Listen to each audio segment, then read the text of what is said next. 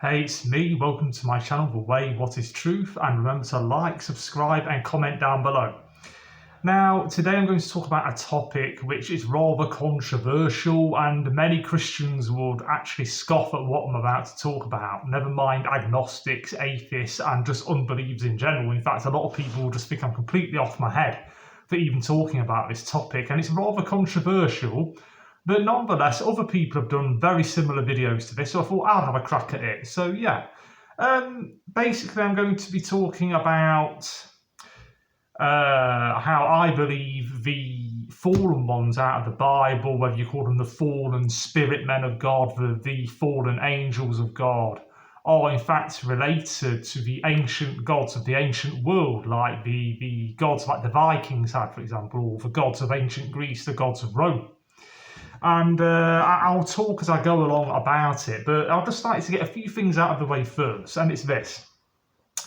I find it very difficult to believe that ancient peoples would be so stupid and so superstitious as to carry on the myth and fantasy of gods carrying on from one century to the next, unless they were at some point real to them, unless they saw them and spoke to them, unless they were governed by them, bullied by them, intimidated by them, given wisdom by them, taught things by them. You know, you get the idea. And I just find it rather baffling because modern day historians and archaeologists and so on and so forth, they're just convinced that the ancient peoples were superstitious and they made up these fictional gods for one reason or another, perhaps to give themselves something to believe in, perhaps to make sense of the world around them, because they wanted to know how everything got created. I don't think it's got anything to do with that. I think that they were visited periodically at various points in history throughout Rome, throughout ancient Rome and throughout ancient Greece, throughout Athens, but by these gods. And of course ancient people would call the fallen angels of God gods. Of course they would. To them they would be, and they are, in a manner of speaking. So if we are to call ourselves Christians, and if we believe angels are real, and if we believe that the fallen angels are real, is it so far of a stretch to say that the fallen angels were allowed to visit God by mankind to corrupt mankind? Anyway, without further ado, what I'm going to do is read 3 parts of the Bible. And what I want you to do, dear viewer, is refer back to this, what I'm about to read out now, and then I'm going to read out of the 12 descriptions of these gods of ancient Greece. And by the way, the Romans, yes, they did adopt the same gods as what the Greeks had, but they gave them different names. Okay. So, yeah, the first part of the Bible that I'm going to read out of is this. 2 Corinthians 11:14. All right? And no wonder, for Satan himself transforms himself into an angel of light. Okay? Therefore, it is no great thing if his ministers also transform themselves into ministers of righteousness, those whose end will be according to their works. I say again, let no one think me a fool. This obviously relates to my video quite a bit because a lot of people, including other Christians, will think I'm a fool for talking about this topic. But yeah, let me read that again. If I say again, let no one think me a fool, if otherwise, at least receive me as a fool, that I may also boast a little. Well, why not? Anyway, now we're on to the second epistle of Peter. So it's 2 Peter 2, 4. So yes, it's 2 Peter verse 4. Now listen up, because this is interesting, right? For if God did not spare the angels who sinned, but cast them down to hell and delivered them into chains of darkness to be reserved for judgment, again, it means these angels are real, okay? And did not spare the ancient world, but saved Noah, one of 8 people, a preacher of righteousness, bringing in the flood on the world of the ungodly, and turning the cities of Sodom and Gomorrah into ashes, condemned them to destruction, making them an example to those who afterward would live ungodly. and delivered righteous Lot, who was oppressed by the filthy conduct of the wicked. For that righteous man dwelling among them tormented his righteous soul from day to day by seeing and hearing their lawless deeds. Then the Lord knows how to deliver the godly out of temptations and to reserve the unjust under punishment for the day of judgment, and especially those who walk according to the flesh in the lust of uncleanness and despise authority, for they are presumptuous, self-willed, for they are not afraid to speak evil of dignitaries, whereas angels, who are greater in power and might, do not bring a reviling accusation against them before the Lord, but these, like natural brute beasts, made to be caught and destroyed, speak evil of the things they do not understand, and will utterly perish in their own corruption. Right. Now I'm going to go to... right, so where is it? Where is it? I had it in the Bible. My word, you'll have to excuse me. You have to excuse me. I think something has fell out of my Bible here. My word, I can't believe it. I'm sorry, I do apologise. Oh, dear. Jude. Found it. The second epistle of Jude. Oh. Okay. I read out of Jude the other day, actually. So, yeah. Here we are. So, the epistle of Jude, verse 6. And the angels who did not keep their proper domain but left their own abode, he has reserved in everlasting chains under darkness for the judgment of the great day. Right. As Sodom and Gomorrah and the cities around them in a similar manner to these, having given themselves over to sexual immorality and gone after strange flesh, are set forth as an example, suffering the vengeance of eternal fire. Likewise, also these dreamers defile the flesh, reject authority, and speak evil of dignitaries. Yet Michael the archangel, in contending with the devil when he disputed about the body of Moses, did not bring against him a reviling accusation, but said, "The Lord rebuke you." But these speak evil of whatever they do not know. Now that actually quite relates to this video rather well, I think. And whatever they know, naturally, like brute beasts, in these things they corrupt themselves. Right? Now, without further ado, I'm going to read the descriptions of these gods that the ancient Greeks had. Now, whether you agree that they were the fallen angels or not, look, even I'm only about 99% certain, 98, 99% certain that what I'm saying is true. I'm pretty certain it is. To be honest with you, even if I'm not wrong about the Greek gods being the fallen angels and their offspring being the nephilim hybrids, even if I'm not correct about that, chances are there were gods and were deities and were beings that people worshipped as gods in various parts of the world. That's how I see it. Okay, and I just thought it would be worth doing one video about it, just to bring awareness to this, and I'm very much looking forward to reading any comments down below to see what you guys think about what I'm saying. Anyway, right, I'm going to start with Zeus, the Big Daddy. Right, okay, so Zeus, Lord of Olympus, right? Mighty Zeus was the Lord and King of the Olympian gods, and father of many gods and heroes. His domain was the sky. Think about that one. His domain was the sky. Spaceships, UFOs, anyone? Anyway. And he was master of the weather. That wouldn't surprise me at all. His animal was the eagle, the greatest of all birds. Zeus was the most powerful of all the gods, perhaps even stronger than all of them put together. Yet he was not invincible, and he could not defy the wishes of his divine brethren with impunity. Yes. Zeus oversaw oaths and hospitality, while his divine radiance was enough to burn mere mortals to ashes.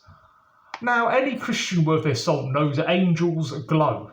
They radiate. They're spirit men. So let me just read that again. Zeus oversaw oaths and hospitality, while his divine radiance... Think about that one. was enough to burn mere mortals to ashes.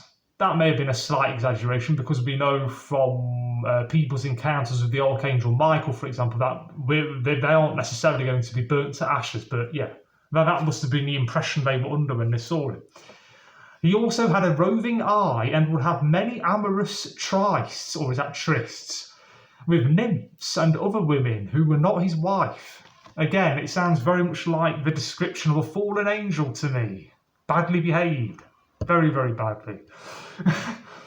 Through Danae, he would father the hero of Perseus, slayer of the serpent-crowned Medusa. Remember, Medusa was the lady with all the snakes coming out of her head or something like that. Crazy stuff. Probably genetic engineering done by the fallen angels, but that's just a crazy guess. He also fathered Heracles, I think that's how you pronounce it, Heracles, destined to become a demigod on Olympus. Half angel, half human nephilim, at a guess. And Helen, the most beautiful woman of all. Zeus had many dalliances, or is that dalliances? I don't know. And Hera, his wife, would seek vengeance for her humiliation by afflicting the women Zeus seduced.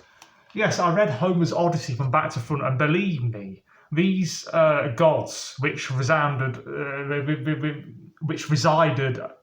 around Mount Olympus, I personally think they were inside the mountain itself. Other people say they were on top. But anyway, that's where they were. They chose that as their base of operations, so to speak, Mount Olympus, and it's still there today. Definitely check it out. It's a beautiful mountain. And yeah, they argued amongst each other constantly. Of course, Zeus's daughter, Athena, aided the Greeks in the war between the Trojans and the Turks, okay? Anyway, now I'm going to describe Hermes, messenger of the gods. And yes, we do have a delivery company called Hermes today, but don't worry, I don't think the two are connected, at least. I don't think they are anyway. Who's to say? Who's to say? Anyway, Hermes, messenger of the gods. Yes, I'm pretty sure there's no connection between Hermes and the Hermes delivery company of today. They just took the name. I think that's what it is. Right, Hermes, messenger of the gods, son of Zeus by the nymph Maya, son of Zeus. Hermes was the god of messengers and travellers. He acted to guide others to their destinations. In the Iliad, he brings King Priam of Troy through the Greek lines to meet with Achilles to recover the body of his slain son, Hector. Again, that's more proof and evidence that they actually intermingled with mankind and got mankind to war with each other. They chose sides. The war between the Turks and the Greeks was a fine example of that. They had a lot to do with war and governing people. Anyway, let me read that part again. In the Iliad, he brings King Priam of Troy through the Greek lines to meet with Achilles to recover the body of his slain son Hector. When Hera, Athena and Aphrodite needed to find their way to Mount Ida to participate in the judgment of Paris, it was Hermes who led them to their destination. It was also Hermes who conducted Persephone, I think that's how you pronounce it, out of the underworld and back to Demeter in the world of the living. Now, the underworld basically means hell. The Greeks called it, now what did the Greeks call hell? Tartarus. It also was called the underworld as well. Anyway, that's a brief description of Hermes. Now I'm going to go on to Hera, queen of the gods. Glorious Hera was both the wife and sister of Zeus. Sounds like pretty fallen behaviour to me. And queen of the gods. Her purview was marriage and motherhood, but despite her position as wife to Zeus, she was hardly the happiest of spouses. Her husband's philandering her husband's philandering ways made her extremely jealous, and she had a particular hatred for Heracles, Zeus' son, by the mortal woman Alcmene. A lot of intermingling with human beings and nephilim hybrids and stuff. So a certain set of these were actually pure angels that were fallen away from grace. And a lot of these were, in my opinion, the Nephilim hybrids as well. A lot of intermingling going on. Hera constantly sought to avenge her humiliation by Zeus by afflicting Heracles, who had really done her no harm. She dispatched 2 snakes to kill the boy when he was just an infant, but she found her murderous plan thwarted when little Heracles killed them both. She later made him go mad, and while he was insane, he killed his wife and children. I'd just like to make a point of something, and that's not all of this is necessarily true. Okay, in my opinion, these gods did exist and they were the fallen angels, but these stories that are attached and these descriptions that are attached to each of these gods, not all of it's going to be true. In some cases, maybe 30, 40% of it's true, 50, 60, 70, 80. That's how it is with mythology. You'll find that the vast majority of myths and legends in the world are based on fact. In fact, I've got an old saying that truth is stranger than fiction, and all fiction comes from truth. And you best believe that fiction is stranger than truth. And that's where we get our truth from. Yeah. Anyway, Hera could be murderously jealous of Zeus's lovers themselves too. She persuaded Semele, the mother of the god Dionysus, to insist that Zeus appear to her in full divine splendour. Reluctantly, he did so, and the poor woman was reduced to ash by his overpowering radiance. Let me read that again, because that's very interesting. Hera could be murderously jealous of Zeus's lovers themselves too. She persuaded Semele, the mother of the god Dionysus, to insist that Zeus appear to her in his full divine splendour. Again, if Zeus really was a fallen angel and he appeared to her in his full divine splendour, you see where I'm coming from? Because he had a spirit body. Zeus's original body was a spirit body. Reluctantly, he did so, and the poor woman was reduced to ashes by his overpowering radiance. Remember, these angels were once perfect and holy and created by God. So a lot of these stories that we're hearing are just their interactions with people, their disputes, their jealousies, their arguments, and so on and so forth. Anyway, I'm going to go on to the god Demeter, the goddess of growing things. Okay, the goddess of the earth, motherhood, fertility, and the harvest was known as Demeter, as the ultimate source of the grain that the Greeks used to make their bread. She was enormously important to them. Her main festival was the Thesmophoria, held every autumn to ensure a good harvest. Demeter features prominently in the explanation for the seasons, and thus the annual cycles of birth, life, death, and rebirth seen in the natural world. The story begins when Hades, lord of the underworld kingdom that also bore his name, stole the goddess' beloved daughter Persephone, or is that... These names are very difficult to pronounce. I'm just going to pronounce it Persephone. Okay, so yeah, I hope you're finding it interesting so far. This video is going to be a little bit longer than my usual ones. Okay, now what I'm going to do is go on to Apollo, the god of music, healing, and prophecy. Handsome Apollo and his 2 main cult centres in Greece and at Delphi and on the island of Delos.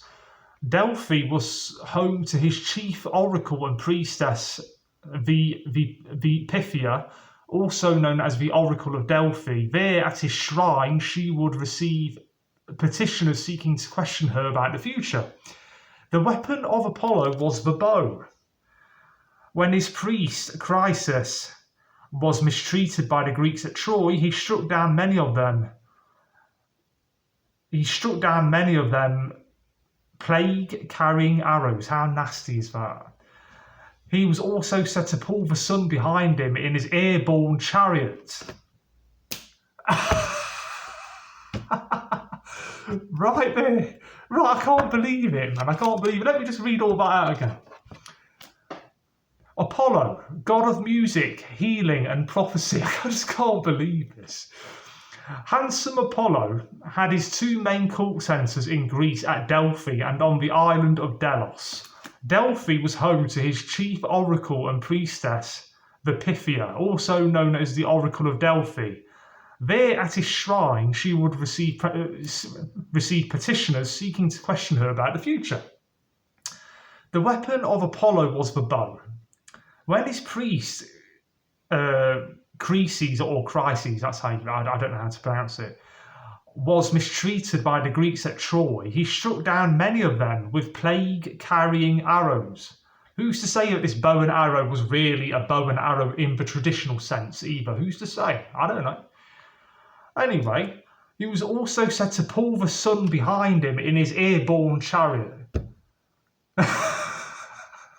Actually describes him as having a chariot that he flew through the sky in. Does that sound like anything modern day spaceships and UFOs to you? The grand end times deception of the aliens and so on and so forth, people being abducted, crop circles. No wonder Solomon said there's nothing new under the sun, and he was correct. Yes, he probably did have an airborne chariot, and it was most probably a spaceship, which we would today call UFOs, okay? And was sometimes given the name Phobos or Phoebus, I think, meaning bright. Again, these fallen angels were bright. Their nature was splendid, radiant. That's how they were originally. So yeah, pulled the sun behind him in his airborne chariot. That must be, I think that even means he was so fast. Now, I think what that must mean is this: pull the sun behind him in his airborne chariot. It means whatever airborne chariot he had, whatever spaceship he had, it must have emitted a lot of light behind it. Pull the sun. So pull the sun behind him in his airborne chariot, meaning whenever he got in his spaceship or whatever the heck it was, must have been flames or light or something people must have saw. Anyway, I don't want to make the video too long. Remember, this is all opinion based. You can shoot me down with arrows in the comment section down below. You can shoot flames at me, but as long as you're respectful and kind, and I'll allow the comments.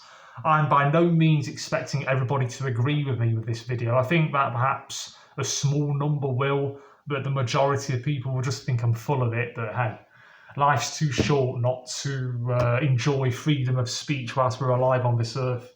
We're all alive on this earth for a very short period of time, and I plan to make the most of it. So, right.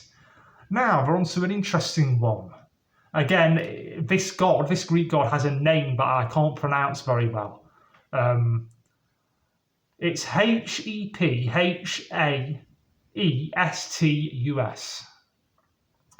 Hephaestus, or is that Hephaestus? I don't know. Anyway, he was the smith of Olympus.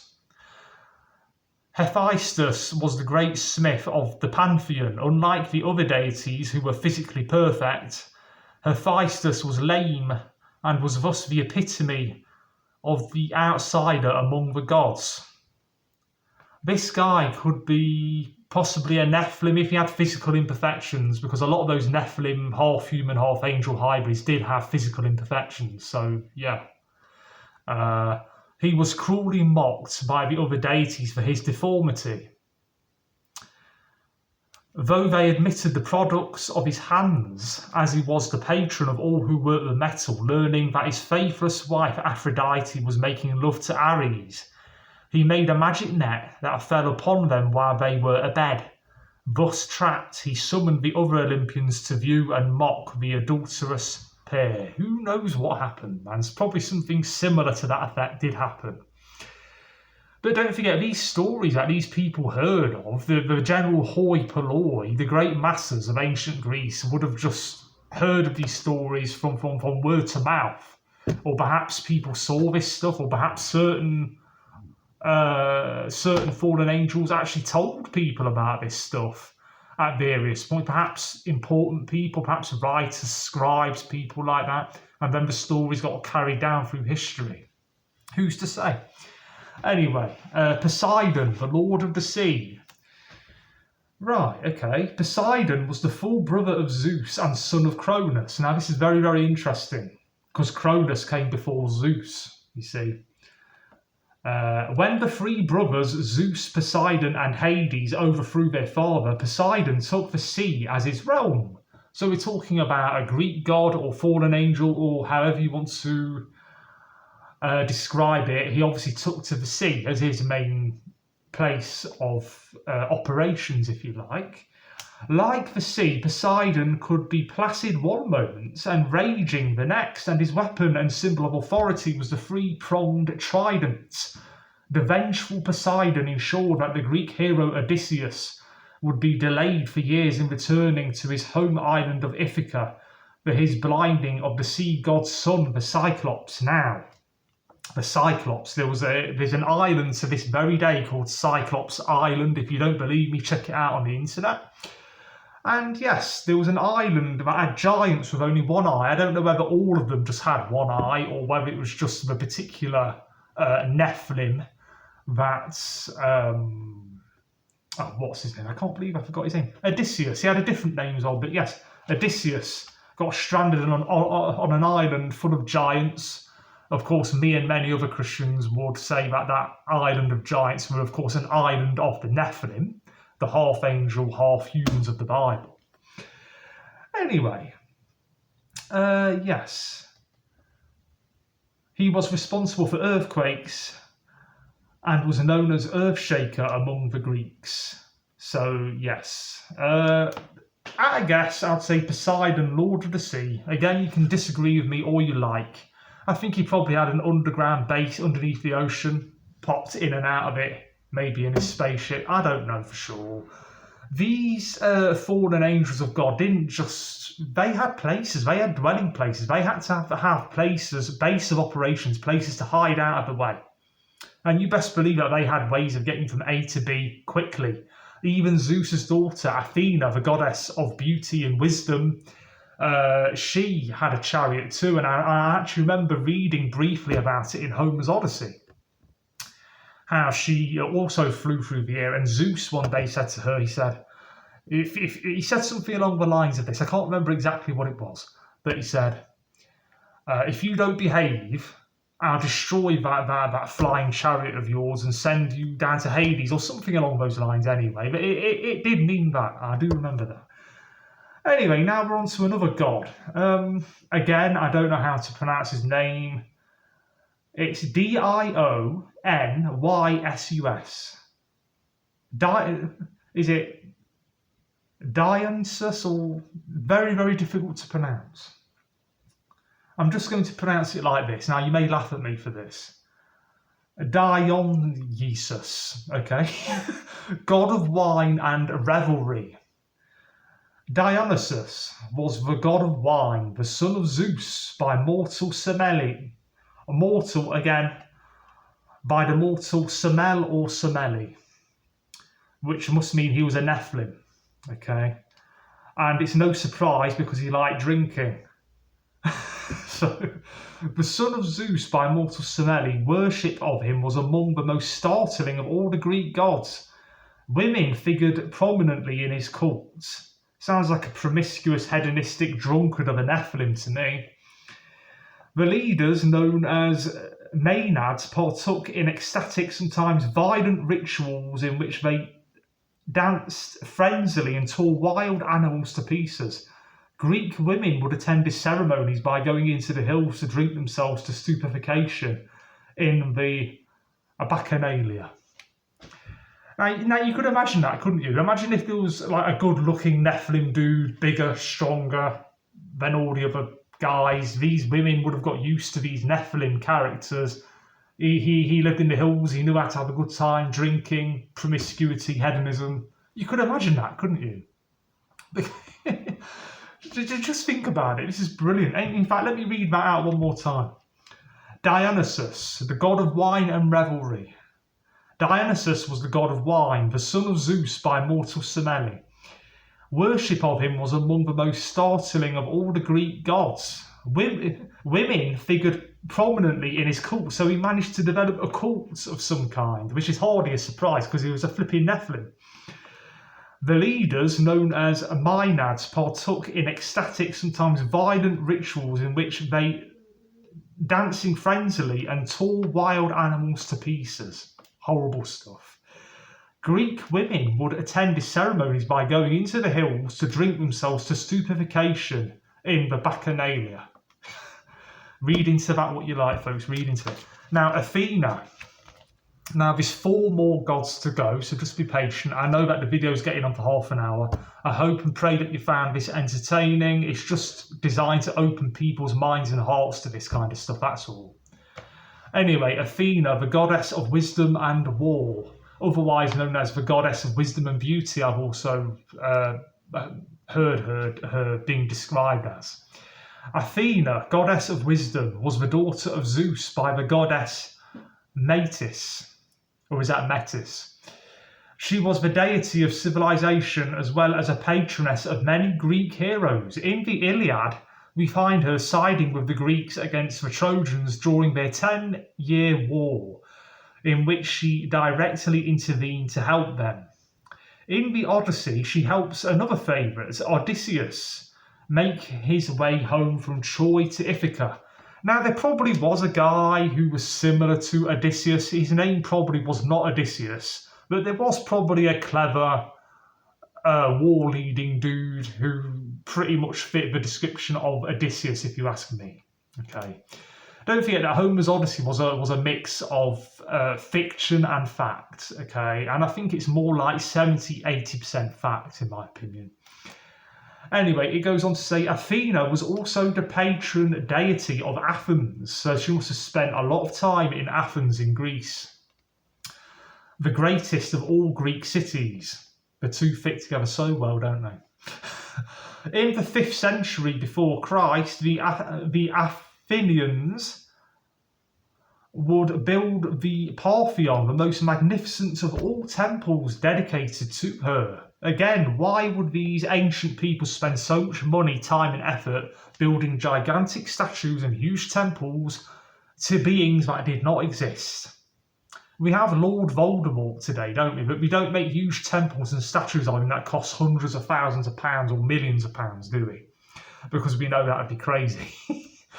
People were never stupid. Don't forget that. The ancients were never so superstitious and so stupid as to talk about these gods, to talk about such. They wouldn't do it. People wouldn't today, and people wouldn't back then. Yeah, these gods were definitely real, whether we like it or not. It's just a fact, okay? Anyway, then it goes on to say the goddess was noble in aspect and demeanour, but could be harsh to those who displeased her. Tiresias had the misfortune to epsy her while she bathed, and she struck him blind for his transgression against the gods. Now, all these gods that I'm talking about, these are just brief little descriptions, okay? So feel free to look into these Greek and Roman and even Viking gods yourself, because they are all basically the same ones, but just given different names and were around at different time periods in different parts of the world. Anyway, now we're going on to Artemis, virgin goddess of the hunt.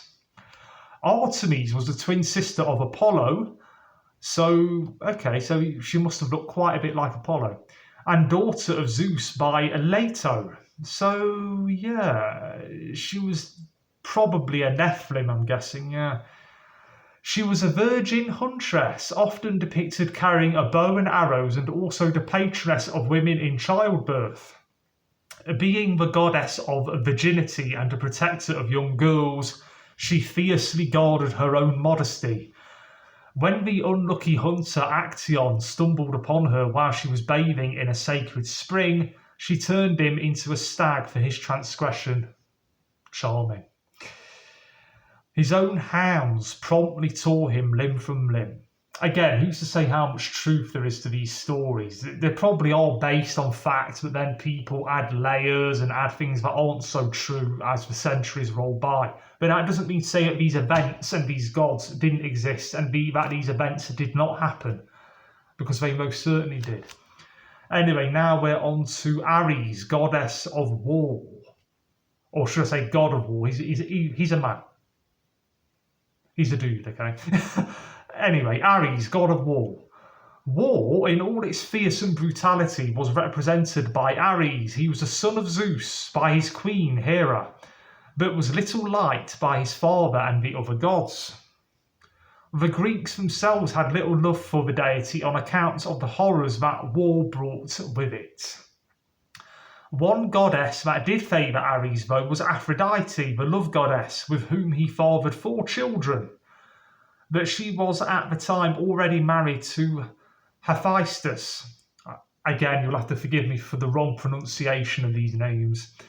2 of these children were Phobos, fear, and Deimos, terror, which each representing concepts closely associated with war. Now we're on to the last of the 12. Let me just have a look through here just to make sure I haven't missed any. Aphrodite. Yes, Aphrodite, goddess of love. The goddess of love and beauty. Aphrodite was born out of the sea foam when Cronus tossed the severed genitals of Uranus into the waves. Sounds crazy, don't it? Though another myth gives her a less gruesome birth and makes her the daughter of Zeus and the goddess Dione. Or is that Dione? Let me just read that again. The goddess Aphrodite, the goddess of love. The goddess of love and beauty, Aphrodite, was born out of the sea foam when Cronus tossed the severed genitals of Uranus into the waves. So, from what I can gather from that little passage, I'd say that Cronus, who must have been a fallen angel himself, tossed the severed genitals of Uranus into the waves. So there was obviously some sort of violent altercation near the sea. That's all I can gather from that. Though another myth gives her a less gruesome birth and makes her the daughter of Zeus and the goddess Dione. Yeah, I think that's where fact and fiction and mythology can sometimes get intermingled like this, you see. Yeah, I think that second part was true, though another myth gives her a less gruesome birth and makes her the daughter of Zeus and the goddess Dione, which makes a lot more sense, okay? Her major cult centre was Cyprus, where she is said to have been born. Oddly, the loveliest of goddesses was married to the ugliest of gods, Hephaestus, the lame smith of Olympus. She was not faithful to him, and was once caught naked in bed with Ares, which is the god of war. She was not faithful to him, and was once caught naked in bed with Ares by a magic net fashioned by her cuckolded and outraged husband. Wow. Aphrodite helped start the Trojan War. When she, Hera, and Athena each sought to claim the title of most beautiful, they had Paris, the son of the king of Troy, choose between them. Hera offered him power, Athena promised victory, but Aphrodite told him that she would make the most beautiful woman in the world his own. I remember reading that part of Homer's Odyssey, yeah. So I hope you've enjoyed the video. I hope it hasn't gone on for too long. It's almost at 40 minutes. So if you've watched this from start to finish, especially if you disagree with me on just about everything I've said, or just on certain things here and there, then I salute you. You're an absolute legend. I thank you so much for watching this video. Remember to like and subscribe down below.